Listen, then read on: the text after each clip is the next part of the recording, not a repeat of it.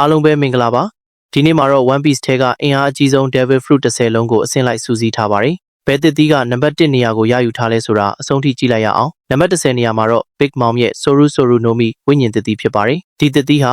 Paramecia အမျိုးအစားဖြစ်ပြီးလူတွေရဲ့ဝိညာဉ်ကိုထုတ်ယူနိုင်တယ်လို့အရာဝတ္ထုတွေကို Homies အဖြစ်အသက်သွင်းပြီးသူ့အတွက်တိုက်ခိုက်စေနိုင်တာကြောင့်အလွန်အစွမ်းထက်တဲ့ Devil Fruit တစ်လုံးဖြစ်ပါတယ်နံပါတ်9မှာတော့ Doflamingo ရဲ့ Ito no Mi ကျိုးတစ်သီးဖြစ်ပါတယ်ဒီတစ်သီးဟာ Paramecia အမျိုးအစားဖြစ်ပြီးကျိုးတွေကိုအလိုရှိသလိုဖန်တီးထိန်းချုပ်နိုင်ပါတယ်ရန်သူကိုထိန်းချုပ်တာအရာဝတ္ထုတွေကိုဖျက်တောက်တာအပြင်ပတ်ဝန်းကျင်ကိုပါကျိုးအဖြစ်ပြောင်းလဲနိုင်တာကြောင့်အလွန်အန္တရာယ်ရှိတဲ့ Devil Fruit တစ်လုံးလို့သတ်မှတ်ခံထားရပါတယ်နံပါတ်10မှာတော့ Enel စားသုံးထားတဲ့ Goro no Mi ထိပ်တန်း Logia တစ်သီးဖြစ်ပါတယ်ဒီလျက်စီးတစ်သီးဟာပိုအားတန်ပေါင်းများစွာရှိတဲ့လျက်စီးတွေကိုထုတ်လွှတ်နိုင်ပါတယ်လျက်စီးအရှိန်နဲ့သွာလာနိုင်ုံတင်မဟုတ်ဘဲကျွန်းတစ်ကျွန်းလုံးကိုပြကျအောင်ဖျက်ဆီးနိုင်စွမ်းရှိပြီးအဝေးကအတန်တွေကိုလည်းလျှက်စစ်လိုင်းနဲ့နားထောင်နိုင်ပါတယ်နံပါတ်9မှာတော့ Kizaru စားသုံးထားတဲ့ Pika no Mi ဖြစ်ပါတယ်ဒီတစ်သီးရဲ့အစွမ်းဟာအလင်းအရှိန်နဲ့ရွှေ့လျားပြီးပောက်ကွဲအားပြင်းတဲ့လေဆာတန်းအလင်းများနဲ့ဖျက်ဆီးနိုင်တဲ့ထိပ်တန်း Logia တစ်သီးဖြစ်ပါတယ်ညံဆန်လုံးလို့မျက်စိနဲ့လိုက်မမီနိုင်ပဲရန်သူတွေပြန်လဲတုံ့ပြန်ဖို့မဖြစ်နိုင်ပါဘူး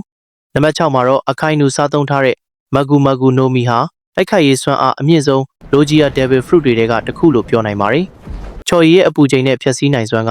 အလွန်ကြောက်စရာကောင်းပြီး Marineford စစ်ပွဲမှာလည်းဒီစွမ်းအားကိုအပြည့်အဝမြင်တွေ့ခဲ့ရပါတယ်နံပါတ်5မှာတော့ Kaido ရဲ့ UO no Mi ကတော့ Mythical Zoan အမျိုးအစားဖြစ်ပါတယ်အေယာမနဂါးကြီးအဖြစ်ပြောင်းလဲနိုင်ပြီးမီးလင်မုန်တိုင်းနဲ့လျှက်စီးတွေကိုထုတ်လွှတ်နိုင်ပါတယ်ဒါတွေမကပဲတိမ်တိုက်တွေကိုဖန်တီးပြီးကျွန်းတစ်ကျွန်းလုံးကိုတောင်ကောင်းကင်ပေါ်မြှောက်တင်နိုင်တဲ့အထိစွမ်းအားကြီးပါတယ်နံပါတ်4မှာတော့ Trafalgar Law စားသုံးထားတဲ့ Up no Mi ဖြစ်ပါတယ် Paramecia အမျိုးအစားခွဲစိတ်တစ်သီးဖြစ်ပြီးဖန်တီးထားတဲ့နယ်မြေအတွင်းမှာအရာအလုံးကိုစိတ်ကြိုက်အစားထိုးခွဲစိတ်နိုင်ပါတယ်အမြင့်ဆုံးစွမ်းရည်ကတော့ကိုယ့်အသက်ကိုစတေးပြီးတခြားသူကိုထာဝရအသက်ပေးနိုင်တာပါနံပါတ်3မှာတော့ White Beard စားသုံးခဲ့တဲ့ Gora no Mi က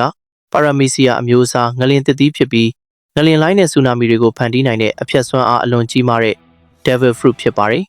White Beard တည်ဆုံးပြီးနောက်လက်ရှိမှာတော့ Black Beard ကဒီစွမ်းအားကိုပိုင်ဆိုင်ထားပါတယ်နံပါတ်2မှာတော့ Black Beard စားသုံးထားတဲ့ Yami no Mi က Logia အမျိုးအစားအမှောင်တစ်သီးဖြစ်ပြီးအရာအလုံးကိုစုပ်ယူနိုင်သလို Devil Fruit အသုံးပြုသူကိုထိလိုက်တာနဲ့သူတို့ရဲ့စွမ်းအားကိုခဏတာပြက်ပြယ်စေနိုင်ပါတယ်ဒါကြောင့်အကြောက်ရဆုံး Devil Fruit တွေထဲကတစ်ခုလို့သတ်မှတ်ခံထားရပါတယ်